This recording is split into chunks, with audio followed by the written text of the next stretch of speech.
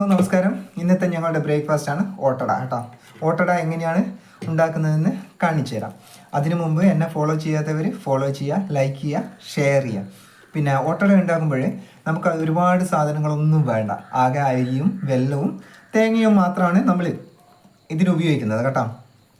Super ടേസ്റ്റാണ്. ഇങ്ങനെ ഓട്ടട ഉണ്ടാക്കി നോക്കണം നിങ്ങൾ. പിന്നെ ഇപ്പോഴത്തെ പെണ്ണുങ്ങൾക്കൊക്കെ തിരക്കും കാര്യങ്ങളൊക്കെ ആയതുകൊണ്ട് ഓട്ടട ഉണ്ടാക്കാറുണ്ടോ എന്ന് അറിയില്ല. ഇതിന് ഓട്ടിൻ്റെ കല്ല് വേണം. ഓൾറെഡി അതെല്ലാ വീടുകളിലും ഉണ്ടാവുമെന്ന് അറിയില്ല. ഇപ്പോൾ ഒക്കെ പിന്നെ നോൺ സ്റ്റിക്കിൻ്റെ തവിയൊക്കെ അല്ലേ ഒന്ന് ഉപയോഗിക്കുക. തവി പിന്നെ കല്ല് അങ്ങനെയൊക്കെയുള്ള സാധനങ്ങളൊക്കെയാണ് ഇപ്പോൾ ഉപയോഗിക്കുന്നത്. അപ്പോൾ ഇതിന് ഓട്ട് കല്ല് മസ്റ്റാണ് കേട്ടോ. പിന്നെ അതുപോലെ തന്നെ പഴയ കാലത്ത് നമ്മൾ എങ്ങനെയാണോ അട ചൂടുന്നതെന്ന് നിങ്ങൾ കണ്ടിട്ടുണ്ടോ? നിങ്ങൾ കാണാത്തവർ എൻ്റെ അടുത്ത വീഡിയോസിൽ ഞാനത് പോസ്റ്റ് ചെയ്യുന്നതാണ് കേട്ടോ. എങ്ങനെയാണ് പഴയ കാലത്തുള്ള ആൾക്കാർ ആവി കയറ്റുന്ന ചെമ്പോ കാര്യങ്ങളൊന്നും ഉണ്ടായിരുന്നില്ല. മൺകലത്തിലാണ് അവർ പിന്നെ അട ചൂടുന്നത്.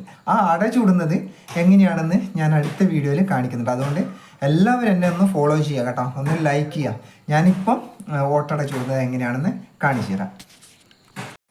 പുഴുക്കലരി 2-3 മണിക്കൂർ കുതിർത്തതിന് ശേഷം അതിൽ കുറച്ച് തേങ്ങ ഇട്ടിട്ട് നന്നായിട്ട് അരക്കുക കേട്ടോ. പിന്നെ ഫില്ല് ചെയ്യേണ്ടത് തേങ്ങയും കുറച്ച് വെല്ലവും മാത്രം, വേറൊരു ഇൻഗ്രീഡിയൻസും നമ്മൾ ഇതിൽ ചേർക്കുന്നില്ല. ഇതുപോലെ 2 പരത്തി വെക്കുക. ഈ അരി അരച്ചുണ്ടല്ലോ 2 ഇലകളിൽ ഇങ്ങനെ നന്നായിട്ട് പരത്തി വെച്ചതിന് ശേഷം തേങ്ങയും വെല്ലവും നടുവിൽ മാത്രമേ നമ്മൾ ഫില്ല് ചെയ്യാൻ പാടുള്ളൂ.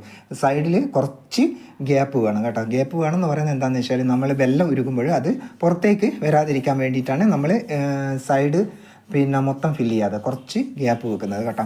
ഇതുപോലെ നമ്മൾ വേറൊരു ഇലയിൽ നമ്മൾ അരി പരത്തി വെച്ചിട്ടുണ്ടല്ലോ, അത് നമ്മൾ ഇതിൽ എന്താ ചെയ്യണമെന്ന് വെച്ചാൽ അതിനേക്കാളും കുറച്ച് വലുതായാലും കുഴപ്പമില്ല കേട്ടോ. ആദ്യം പരത്തിയതിനെക്കാട്ടും കുറച്ച് വലുതായിട്ട് പരത്തി കഴിഞ്ഞാൽ നമുക്ക് ഇത് നന്നായിട്ട് കവർ ചെയ്യാൻ പറ്റും കേട്ടോ.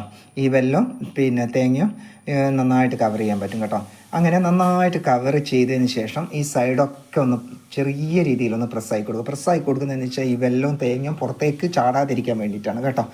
അപ്പോൾ നന്നായിട്ട് പ്രസ് ചെയ്തതിന് ശേഷമാണ് നമ്മൾ ഓട്ടുകല്ലിൽ വെക്കുന്നത്. ഓട്ടുകല്ലിൽ വെക്കുമ്പോഴും നമ്മളൊന്ന് ശ്രദ്ധിക്കണം, തീയെ നന്നായിട്ട് കത്തണം കേട്ടോ. ഈ ഓട്ടുകല്ല് നന്നായി ചൂടാതിന് ശേഷം മാത്രമേ നമ്മളിത് അടുപ്പത്ത് വെക്കാൻ പാടുള്ളൂ. എന്നതിന് ശേഷം നമ്മൾ എന്തെങ്കിലും പ്ലേറ്റോ നമ്മൾ എന്തെങ്കിലും മൂടിയോ എന്തെങ്കിലും ഉപയോഗിച്ചിട്ട് നന്നായിട്ട് മൂടുക കേട്ടോ. മൂടി നന്നായിട്ട് കത്തിയതിന് ശേഷം നമ്മൾ അടിയിൽ പിന്നെ ഒന്ന് മറിച്ചിട്ട് നോക്കുക, വെന്തിനോ നോക്കുക. അപ്പോൾ ഈ ഇല കുറച്ച് കരിഞ്ഞതുപോലെ കാണാം. അപ്പോൾ ഏകദേശം വെന്തതുപോലെയാണ് കേട്ടോ. ഇലയിൽ നിന്ന് വിട്ട് വരുമ്പോൾ അത് വെന്തിട്ടുണ്ടാകും കേട്ടോ. പിന്നെ ഈ കാണില്ലേ നിങ്ങൾ ഇതിൽ കാണുന്നത്, അത് നന്നായി വെന്തതിന് ശേഷം നമ്മൾ എന്താക്കുക, തിരിച്ചും മറിച്ചു വിട്ടതിന് ശേഷം എടുത്ത് പ്ലേറ്റിലിടുക. പ്ലേറ്റിലിട്ട് നമ്മൾ കട്ട് ചെയ്യുക കേട്ടോ. ഇത് മറ്റിച്ചാൽ സാധാരണ അട ചൂടുന്നത് പോലെയും ചൂടാം കേട്ടോ. പക്ഷേ ഇതാണ് ഏറ്റവും നന്നായിട്ട് നമുക്ക് ചൂടാൻ പറ്റുന്നത്, ഈസി ആയിട്ട് ചൂടാൻ പറ്റും കേട്ടോ. നന്നായിട്ട് മുറിച്ചതിന് ശേഷം ഇതിൻ്റെ ഉള്ളൊക്കെ കാണേണ്ടത് കേട്ടോ. അടിപൊളിയാണ്. എല്ലാവരുടെയും നന്നായിട്ട് ഫില്ല് ചെയ്തിട്ടുണ്ട്, പുറത്തേക്കൊന്നും ചാടിയിട്ടില്ല കേട്ടോ. സൂപ്പർ ടേസ്റ്റാണ് ഇത് ഓട്ടട. ഇത് പണ്ട് കാലത്തൊക്കെ നമ്മുടെ വീടുകളിലൊക്കെ ഇങ്ങനെ ചെയ്യുന്നുണ്ട് കേട്ടോ. നിങ്ങൾ ഇതുപോലെ ഒന്ന് ട്രൈ ചെയ്ത് നോക്ക്. ഇത് ഇഷ്ടപ്പെട്ടാൽ നിങ്ങൾ ഫോളോ ചെയ്യണേ. ഞാൻ രണ്ടാമതും പറയുകയാണ്, നിങ്ങൾ ഫോളോ ചെയ്യണം, ലൈക്ക് ചെയ്യണം.